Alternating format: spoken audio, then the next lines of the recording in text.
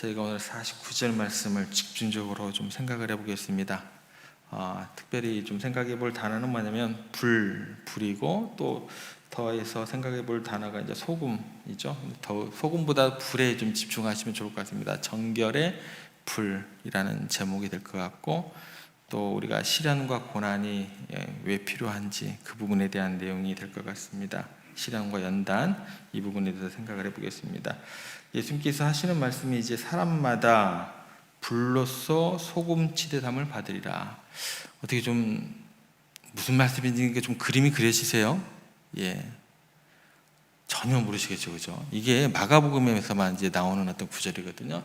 좀 이렇게 좀 그림을 한번 그려보세요. 혹시 그런 경험이 있으셨는가 모르겠는데, 저 어렸을 때 굉장히 그 또랑이라고 그러죠, 또랑. 또랑이라고 그러고, 개울 말고 또랑. 저 이렇게 논 옆으로 흘러가니까 또랑에 보면 그 미꾸라지들이 그렇게 많았어요, 그죠? 전혀 모르시군요. 미꾸라지를 많으면 미꾸라지를 막 이렇게 잡으면 이렇게 후쿠리로 하나가 돼요. 거기 위에다가 그것을 위에다가 소금을 뿌렸을 때 미꾸라지들이 어떻게 움직이는가 아세요? 원래 미꾸라지들이 파닥파닥 움직입니다. 소리 닿으면. 소금을 뿌리면은요 장난이 아니에요. 그런 장면이 있어요. 그 장면을 한번 떠올리시면 좋을 것 같아요. 근데 그것 자체, 불로써 소금치듯. 근데 그것 자체가 뭐죠? 뭐 이렇게 불이 막 그렇게 소금치듯이 된다. 이 그림을 한번 그려보시면서 49절을 생각을 해보시는 게 좋을 것 같으세요. 자, 어찌됐건 그렇게 굉장히 독특한 구절이다라는 것입니다.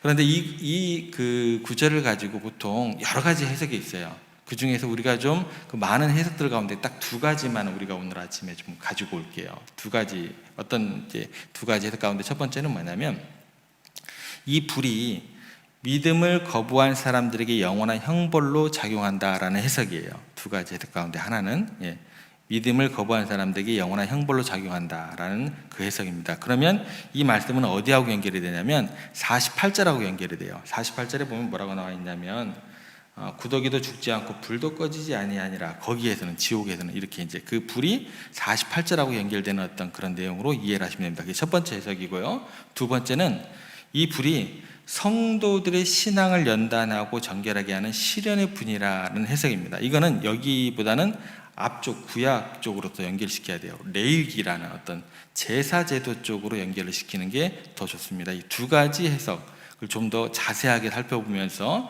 우리 49절이 어떤 의미가 우리 가운데 있는지 그 내용을 좀 생각을 해보셔야 됩니다. 그래서 첫 번째 해석이 뭐라고 그랬죠? 첫 번째 해석이 48절하고 연결되는 거예요. 49절의 시작이 어떻게 되냐면 사람마다라는 거예요. 사람마다라는 것은 모든 사람이 다 이에 해당된다라는 거예요. 예외함이 없다라는 거예요. 사람마다, 그게 49절의 시작입니다. 모든 사람들이 불로 소금치듯 받는다라는 거예요. 누구도 예외함이 없다. 사람마다, 모든 인류를 가리키면서 49절 말씀을 시작하시는 겁니다. 그래서 그 다음에 나오는 뭐냐면, 이 불은 믿음을 거부한 사람에게 영원한 형벌로 작용한다라는 거예요. 그래서 48절에 꺼지지 않는 지옥불로 이어지면서 정말 믿지 않음에 대한, 그런 자들에게 대한 영원한 고통, 그 심판의 불을 의미한다라는 그 내용을 기억하시면 좋을 것 같습니다. 그래서 믿음을 거부한 자들에게는 이 불이 그들을 영원한 형벌로 이끄는 도구가 되어서 불신앙을 가져오는 무서운 결과를 경고하는 말씀으로 이해를 하셔야 됩니다. 그래서 이 사람들에 대한, 불신앙에 대한 심판을 나타내는 불이다, 이 정도까지 생각하시면 돼요. 이 예를 어떤 식으로 이제 우리가 찾아가면 좋냐면, 소돔과 고모라를 생각하시면 돼요. 소돔과 고모라. 첫 번째 해석은 소돔과 고모라 심판을 생각하시면 됩니다. 창세기 19장에 나오는 어떤 소돔과 고모라는 그 죄악을 보시고 그 도시에 하나님께서 불과 유황을 내려서 멸망시켰다라는 것입니다. 이 사건에서 불이라는 것은 뭐냐면 하나님의 심판을 상징하는 불이 되는 거예요. 여러분들, 우리가 성경을 볼 때 똑같은 불이어도 어느 순간에는 뭐예요? 이게 심판의 무서운 불이 될 수도 있고, 어느 순간에는 뭐가 될 수 있어요? 성령의 불이 될 수 있습니다. 그러니까 여러분들 성경을 보실 때 단어를 딱 보시고, 야, 이거는 긍정적인 단어야, 이건 부정적인 단어야, 이렇게 접근하시면 돼요, 안 돼요? 안 돼요. 제가 극단적인 예를 드릴게요. 뱀이라고 하면 여러분들 다 어떻게 되는 거예요? 나쁜 거예요? 그건 모르는 거예요, 여러분들. 불도 마찬가지지 뱀도 마찬가지라는 거예요. 어떤 사람이 꿈에서 뱀이 나왔어요. 그게 뱀의 머리가 될지어다 라는 그 형상이면, 그 음성이면 어떻게 할 거예요? 야, 뱀이 내가 봤어. 그게 나쁜 거예요? 뱀처럼 지혜롭다라는 그 내용은 뭐예요? 굉장히 좋은 얘기가 되는 거예요. 상황에 따라서, 여건에 따라서, 사람에 따라서 다 틀린 거예요. 근데 그것을 하나로만 보고, 야, 뱀이었어? 돼요, 안 돼요? 안 되는 거예요. 하나는 모르고 하나는 모르는 거예요. 알고 모르는 거예요. 그런 법은 없습니다. 자기에게 주어지는, 말씀 가운데 주어지는, 그 상황 가운데 주어지는 그 말씀에 대해서 세밀하게 귀 기울이시고 그 응답에 대해서 내가 반응할 수 있어야 돼요. 여기도 마찬가지입니다. 불이라고 했을 때 첫 번째 해석에 대한 불은, 소돔과 고모라의 불이라는 건 뭐예요? 심판에 대한, 멸망에 대한 불이 되는 거예요. 하나님의 심판을 상징하고 불순종과 악행으로 인해서 불의 심판을 피할 수 없다라는 그 첫 번째 해석이 되는 것입니다. 그래서 영원한 형벌의 불 49절에 보면은 멸망의 심판의 도구로 사용된다. 그래서 우리 가운데 이 이미지가 우리 가운데 있으면 어떻게 해야 되는 거예요? 야, 내가 더욱더 옳은 길을 가기 위해서 애써야 되겠고, 불신앙이 가져오는 결과가 이렇게 무서운 거구나, 더욱더 깨어 기도해야겠구나, 그런 강력한 경고의 말씀을 우리가 받아들일 수 있어야 된다라는 것입니다. 이게 뭐예요? 첫 번째 해석입니다. 첫 번째 해석이고, 두 번째 해석은 뭐라고 그랬죠? 불이 성도들이 정결하게 되기 위한 시련의 불로 작동을 한다라는 것입니다. 그래서 성도들은요, 이 불을 통해서 영적으로 연단이 되고 하나님 앞에서 거룩한 삶을 살 수 있도록 날마다 준비해야 된다라는 말씀이 되는 거예요. 그러니까 똑같은 고통인데 어떻게 돼요? 어떤 고통은 그냥 영원한 그냥 형벌로 끝나는 거예요. 다른 고통은 뭐가 되는 거예요? 야, 이 고통을 통해서 내가 날마다 연단되어지고 예수 그리스도의 장성한 분량에 이르도록 내가 성장해 가는구나. 고통 가운데 있지만서도 내일 주어지는 내가 기대가 있고 기도가 되어지고, 이런 모습 자체가 틀리다라는 거예요. 이걸 동일하게 놓고 그냥 고통이야 라고 얘기를 해버리면 이거 이제 답답해지는 거예요. 제가 어떤 말씀을 드리는지 잘 이해를 하셔야 됩니다. 성경을 바라보는 관점, 또 그 중심을 잡아가는 어떤 그 핵심되는 그런 내용들, 그런 시각들, 그런 인사이트들 절대 놓치면 안 돼요. 그냥 은혜가 됩니까? 은혜가 다 되죠. 근데 뭐가 은혜가 되냐는 거예요. 세상 사람들하고 뭐가 다른 관점이냐는 거예요. 똑같이 성경을 읽었는데 내가 어떤 해석을 내가 가질 수 있느냐는 거예요. 배워야 될 거 아니에요. 믿습니까? 믿어지죠. 한 100년 믿으면, 그러다가 한순간에 지치면 막 허물어져 버리고, 답이 안 나와요. 그렇게 되면. 자, 두 번째 좀 살펴보겠습니다. 그 내용에 대한 것들. 불로 소금치듯 이 장면을 가지고, 이 구절을 가지고 어디로 연결시키면 되냐면 레위기 2장 13절 말씀, 거기에 어떤 내용이 나오면 소제라는 게 나와요. 이게 이제 작은 제사예요. 가루소예요. 가루소. 소제에 언급된 소금하고 같이 연결시키면 됩니다. 거기에 소제의 소금도 같이 나와요. 그러니까 성전에서 제물을 드려지는 그 소제는 가루죠. 가루로 드리는 제사는 제사는 여러 종류가 있잖아요. 양과 소로 드리는 것들도 있고, 비둘기로 드리는 것들도 있고, 그런 것들도 있는데, 그 중에 소제, 가루로 드리는, 곡물가루 이런 걸로 드리는 소제에는요, 반드시 소금과 함께 드려져야 했어요. 그러니까 여기서 보면 이제 불러서 소금치듯, 이 장면하고 거의 비슷합니다. 그러니까 소금과 함께 드려져야 했는데, 이는 하나님께서 받으실 순전한 제물을 상징하게 돼요.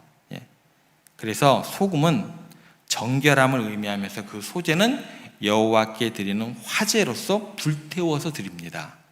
그러니까 불이 나오고 소금이 나오고, 레위기 2장 10절에 두 가지 단어가 함께 나와요. 그러니까 예수님께서 말씀하신 이 불은, 이 두 번째 해석에서는 성도들이 하나님께 바쳐질 순전한 제물이 되기 위해서 뭐가 있는 거예요? 불로써 소금치듯 하는 그런 고통 가운데 잠깐 놓일 수 있다라는 거예요.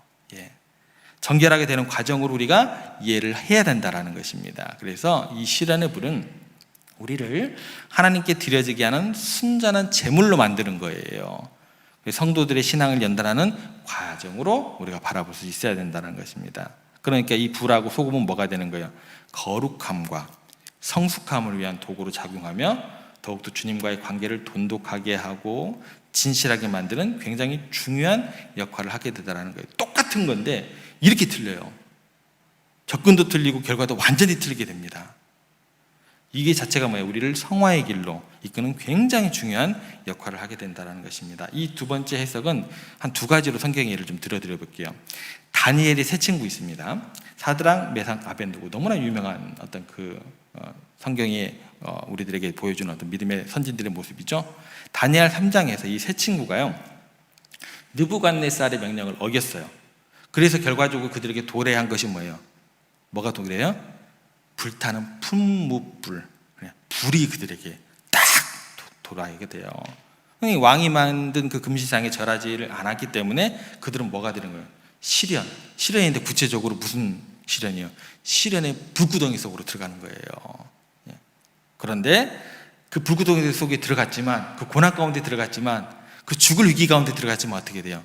하나님께서 그들과 함께 하시고 그 불 속에서 그들은 어떻게 돼요? 전혀 상함이 없었더라.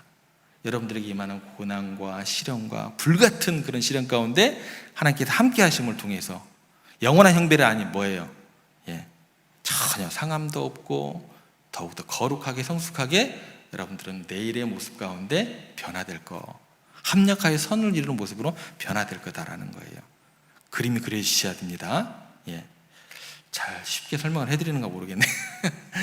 연단의 도구라는 거예요. 그렇게요.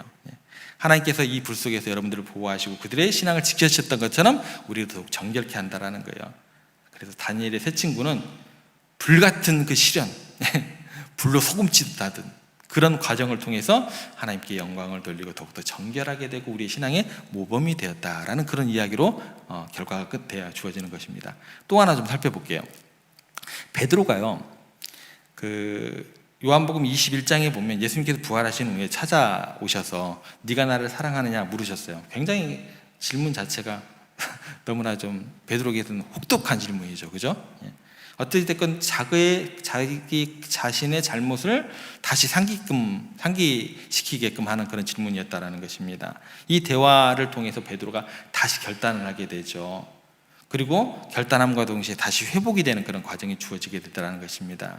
그 과정의 모든 것들이 이제 시련의 불로서 신앙을 연단하는 도구로 작용했음을 보여줍니다. 그래서 이전에는 비교도 할 수 없는 그 사랑과 헌신을 가지게 되었고 초대교회의 지도라서 우뚝 그 모습에 합하게, 부르심에 합하게 서게 된 베드로였다라는 것입니다. 그리고 정결하게 하시는 그 모습에 맞게 정말 온전하게 평생을 또 예수 그리스도의 복음을 위해서 증거한 사도가 되었다라는 것입니다. 그가 나중에 베드로전서에서 이렇게 기록을 하게 됩니다. 베드로전서에서 뭐라고 이야기를 하냐면 베드로전서 4장 12절에서 13절에 이렇게 이야기를 합니다. 여기 불이 나올까요? 안 나올까요? 불이 나와요. 12장 13절 이렇게 얘기를 합니다. 사랑하는 자애들아, 너희를 연단하려고 오는 불시험을 이상한 일 당하는 것 같이 이상히 여기지 말고 오히려 너희가 그리스도의 고난에 참여하는 것으로 즐거워하라. 이는 그의 영광을 나타내실 때에 너희로 즐거워하고 기뻐하게 하려 함이라. 결과가 완전히 틀려요. 영원한 형벌하고는 비교도 되지 않는 똑같은 불시험인데 이렇게 베드로는 고백을 하게 되더라는 것입니다. 두 가지 다시 한번 정리를 해볼게요. 첫 번째 역할은 뭐예요? 영원한 형벌의 불은 믿음을 거부한 자들에게 심판의 도구로 작용하는 너무나 무섭고 좀 뭐라 그럴까, 영원한 형벌에 대한 그런 내용으로 이끌게 되겠지만, 두 번째 역할은 우리 성도들에게 주어지는 그 불시험은 어떻게 되는 거예요? 시련의 불은 성도들의 신앙의 연단을 하게 되고 우리를 거룩하게 하시기 위한 하나님께 바쳐질 전제, 그죠? 순전한 제물로 만들어가는 과정이다. 우리의 삶이 하나님 앞에 가는 그날 정말 거룩하고 흠없게 그렇게 만들어가기엔 일상에서의 오늘 하루의 그 잠깐 사이에 있는 그런 연단의 과정이다.